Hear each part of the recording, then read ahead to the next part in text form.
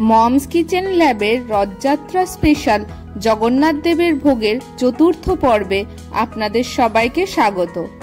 আজ আপনাদের সাথে শেয়ার করব দুটি রেসিপি। একটি হলো শাক, অন্যটি হলো খোয়া মন্ডা।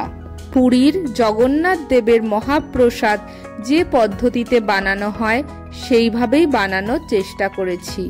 এখানে কোনো ফিউশন রেসিপি নেই। আপনাদের সাথে আজকে প্রথমেই যে রেসিপিটি শেয়ার করব তার নাম খোয়া মন্ডা। খোয়া মন্ডা বানানোর জন্য গ্যাস ওভেনে একটা কড়াই বসিয়ে তাতে ঘি ব্রাশ করে দিতে হবে। এর ফলে খোয়া ক্ষীর কড়াইতে আর লেগে যাবে না। এরপর খোয়া ক্ষীর দিয়ে দিতে হবে। তারপর 4-5 চামচ চিনি দিয়ে দিতে হবে। তারপর ভালো করে চিনির সাথে খোয়া ক্ষীর পাক দিয়ে নিতে হবে। পাক দিতে দিতে দেখবেন খোয়া ক্ষীর গলে নরম হয়ে গেছে। এখানে 200 গ্রাম পরিমাণ খোয়া ক্ষীর নেওয়া হয়েছে, তার জন্য 4 চামচ চিনি ব্যবহার করা হয়েছে। দেখুন চিনির সাথে খোয়া ক্ষীর মিশে কেমন হালকা লিকুইডই হয়ে গেছে। এই পর্যায়ে এতে ছোট ছোট টুকরো করে কাটা কিশমিশ, কাজু বাদাম আর পেস্তা দিয়ে দিতে হবে। আবারও ধিমে আঁচে মিনিট 5-7 একইভাবে পাক দিয়ে যেতে হবে। পাক দিতে দিতে যখন দেখবেন খোয়া ক্ষীর একদম শুকনো শুকনো হয়ে আসছে আর কড়াই ছেড়ে দিচ্ছে, তখন এতে সামান্য পরিমাণে বড় এলাচের গুঁড়ো আর সামান্য পরিমাণে কর্পূর দিয়ে দিতে হবে।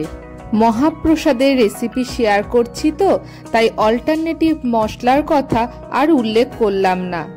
এবার ভালোভাবে মিশিয়ে দিতে হবে। একটা প্লেটে ঘি ব্রাশ করে নিতে হবে। পাক দেওয়া খোয়ার মিশ্রণটা ওই ঘি মাখানো প্লেটে নামিয়ে ঠান্ডা হতে দিতে হবে। তারপর হাতে ভালো করে ঘি মাখিয়ে ওই খোয়ার মিশ্রণ থেকে অল্প অল্প করে নিয়ে হাতে গোল গোল করে নাড়ুর আকার দিতে হবে। এইভাবে একে একে সবকটি খোয়া মন্ডা গড়ে নিতে হবে।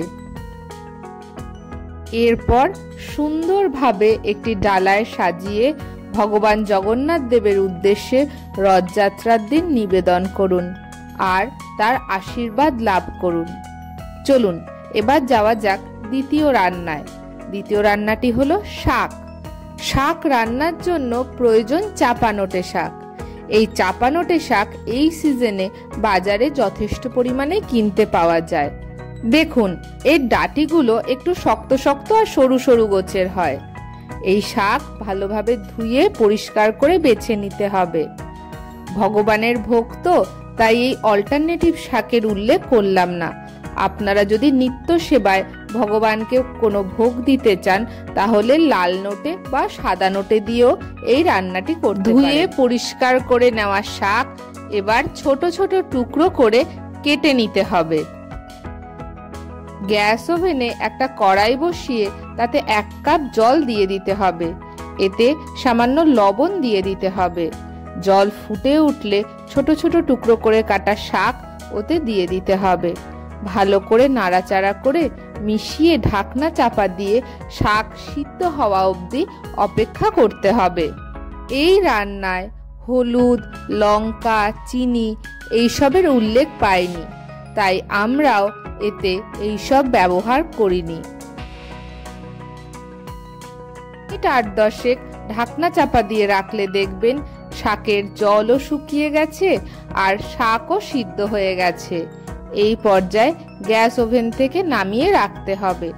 গ্যাস ওভেনে অন্য একটি কড়াই বসিয়ে তাতে 1 চামচ ঘি দিয়ে দিতে হবে। পুরো কড়াইতে ভালো করে ঘি মাখিয়ে দিতে হবে। ঘি গরম হয়ে গেলে এতে 1/2 চামচ জিরে ফোড়ন দিয়ে দিতে হবে। যখন জিরে ভাজা হয়ে আসবে তখন এতে সামান্য হিং দিয়ে দিতে হবে। একটু নাড়াচাড়া করলে যখন দেখবেন ফোড়ন তৈরি হয়ে গেছে তখন ওতে ভাপিয়ে নেওয়া শাক ঢেলে দিতে হবে। ভালো করে মিশিয়ে মিনিট 4-5 ভেজে নিতে হবে। এই সময় গ্যাসের আঁচ মিডিয়াম টু লো রাখবেন। ভাজতে ভাজতে যখন দেখবেন শাক ঝুরঝুরে হয়ে গেছে, বুঝে নেবেন তৈরি হয়ে গেছে জগন্নাথ দেবের ভোগের শাক ভাজা। মহাপ্রসাদের রেসিপির স্বাদ বা ঘ্রাণের উল্লেখ আর করলাম না। এরপর একটা পরিষ্কার পাত্রে নামিয়ে ভগবানের উদ্দেশ্যে নিবেদন করুন। ভিডিওটি কেমন লাগলো অবশ্যই কমেন্টে জানাবেন। এরকম নিত্য নতুন রেসিপি পেতে মমস কিচেন ল্যাবের সাথে থাকুন। আজকের মতন আসি, দেখা হচ্ছে অন্য কোনো দিন অন্য কোনো নতুন ভিডিওতে। ততক্ষণ অবধি সবাই সুস্থ থাকুন, ভালো থাকুন আর দেখতে থাকুন মমস কিচেন ল্যাব।